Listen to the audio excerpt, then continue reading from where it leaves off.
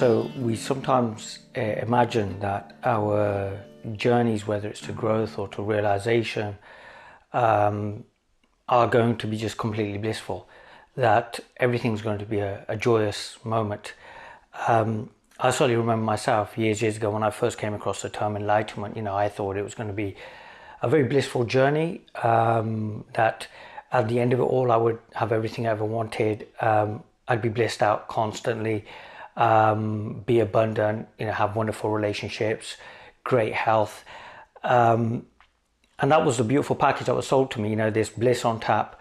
And similarly, I thought that my journey would be all about these wonderful openings and wonderful moments, and it would all be very joyful and blissful. And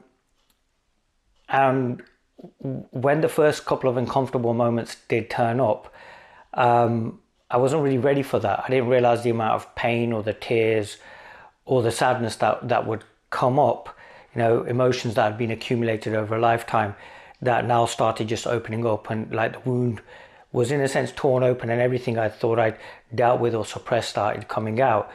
And it's something I've also been talking about recently, about being comfortable with being uncomfortable.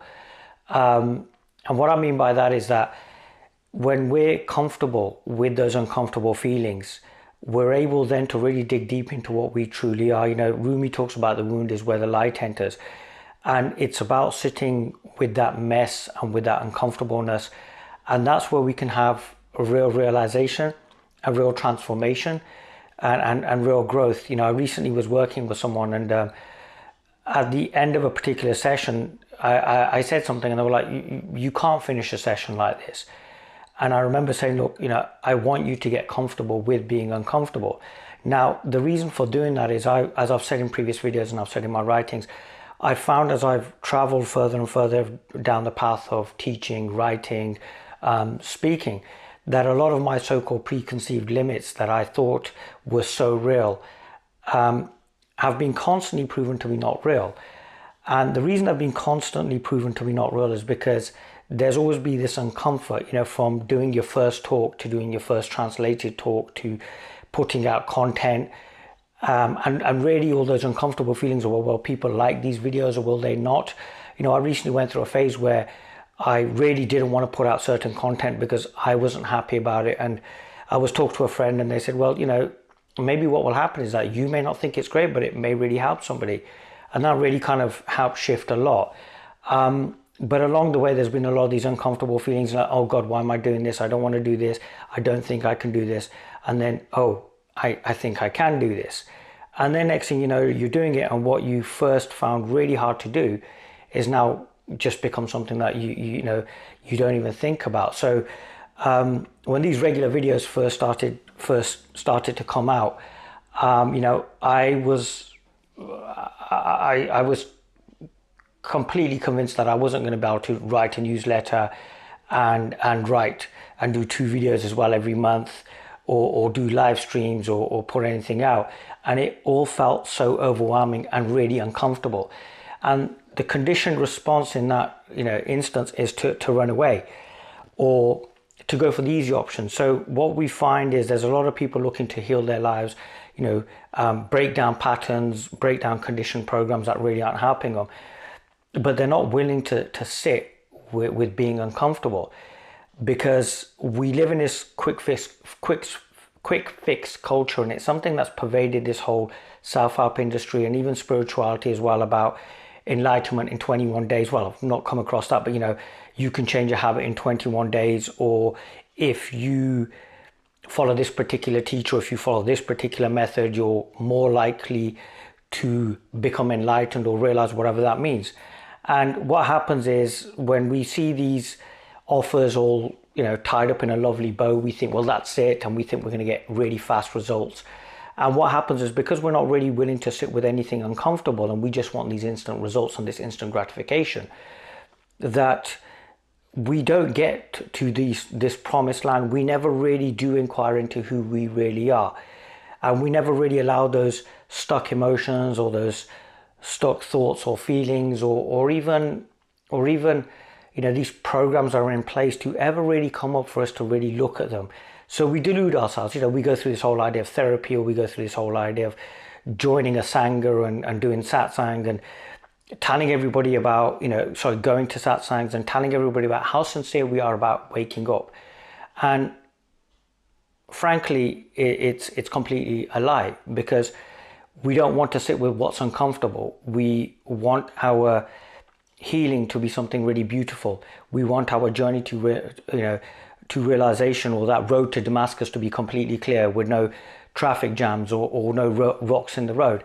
And it's quite a naive attitude. And what happens is, when we just then get caught up in this never-ending cycle then of moving from one healing modality or one teacher to another, or one spiritual approach to another, all because we don't want to stop and really deal with what really matters, which is ourselves. And something I found is, if we sit with these uncomfortable feelings, and we really sit without trying to control it, or trying to say, well, I really need this emotion to be over in the next 10 minutes now, or I need this uncomfortable pattern to be gone within 6 months. And if we can take that pressure off us and just allow whatever comes up to come up, we may find that those emotions or those patterns and everything that you've been resisting for so long and that have really held you down will just pass, because there's no resistance to them. There's no trying to understand them or trying to control things. And if we can give up that idea of control, what then happens is we'll find that the idea of control that we've given up is invariably in the mind. When we can give that up, that's when we're really in control, because we are living as is, as opposed to an image, a conditioned set of thoughts, feelings, or emotions, or a conditioned set of patterns. And sometimes that can be uncomfortable, but if we get comfortable with being uncomfortable, what we may find is that what we're finding impossible today, tomorrow just becomes our norm. And in that, what can happen is stories can drop away, our ideas about ourselves can drop away, and what can happen is that we can see more and more of who we really are. As we see more and more of who we really are, we can let go of more of what we're not. And that allows us to then easily drop stories or patterns, and to realize that I'm not just a set of thoughts or a set of conditioning or a story, that I'm more than, and I'm that which is prior. And then we start seeing that these patterns are just literally just there for a particular reason, to allow us to function, allow us to be in the world.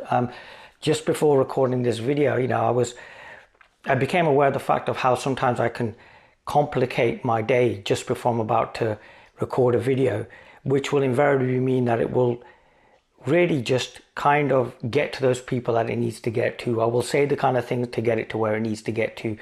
And as I've become more and more of these patterns, aware of these patterns, I've noticed that a lot of the work I'm now doing is getting out to a wider audience. And it's uncomfortable. It's difficult, because there's now a responsibility. I'm actually, once upon a time I was recording videos, and it was, who knows who was watching and who was listening. And now I see that I'm in a position of responsibility, and people actually do listen. But I also see that I have a duty of care not to ever create this situation whereby anybody's ever going to look to me for a solution, and instead look inwards and really see who they really are. There's this beautiful saying, and I keep referring back to it, and that is that a good teacher will teach you in such a way that you will feel you've learnt yourself. And really, I think that's what it's about in this day and age, to empower people to be able to sit with their uncomfortable feelings, to help them, but to never, in a sense, become a crutch to them or become something that they have to fall back on. And instead to really point to people that what they're seeking is what they are. And although they may feel that they don't have the strength, or they may not have, they may not have the tools, or so they think, to be able to deal with this, that if they can sit with those feelings, whether they're comfortable or whether they're uncomfortable, that they'll start seeing more and more of what they are. And that invariably will make it easier for them. I've quoted this in a previous video as well. There was a dear friend of mine saying that after a while, this inquiry is happening so automatically that as more feelings come up, you're literally like, bring it on, because you're realizing that by just not resisting, allowing them to pass, whatever kind they bring up, we become, in a sense, stronger, wiser people, better people, are more able then to really resolve the issues that are plaguing us, or to really resolve this idea of seeking. Because ultimately, as we inquire into our reality, we start realizing that really the question and answer is me, and that even everything I'm hearing outside me is just an aspect of me. And then that's where I suppose healing can take place, and I suppose that's where a realization of what we truly are can occur. And then we can see that we are what we are seeking. And it really is that simple, to allow whatever comes up to come up, even if it isn't nice. Because yes, there is this whole approach, there's sugar-coated spirituality, or this sugar-coated like world of self-help, in which it's all really lovely, and the smiling models on Instagram, or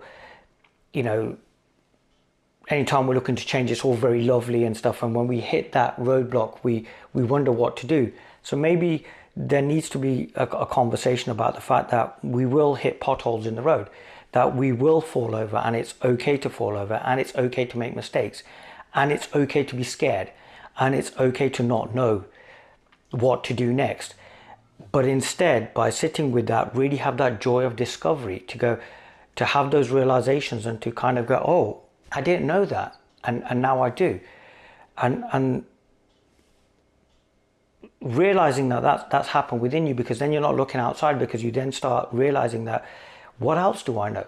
What else am I able to see if I inquire deeply into my true nature? Like I said, I am now doing things I never dreamed possible, and it's not easy. It is hard, but I now find that the less I resist anything uncomfortable coming up, the better it is. And after a while, we realize that, as sometimes it can get hard, and it's great to take a day off, and it's great to just kind of go, look, I really can't do this, and that's great, and that's part and parcel of it as well.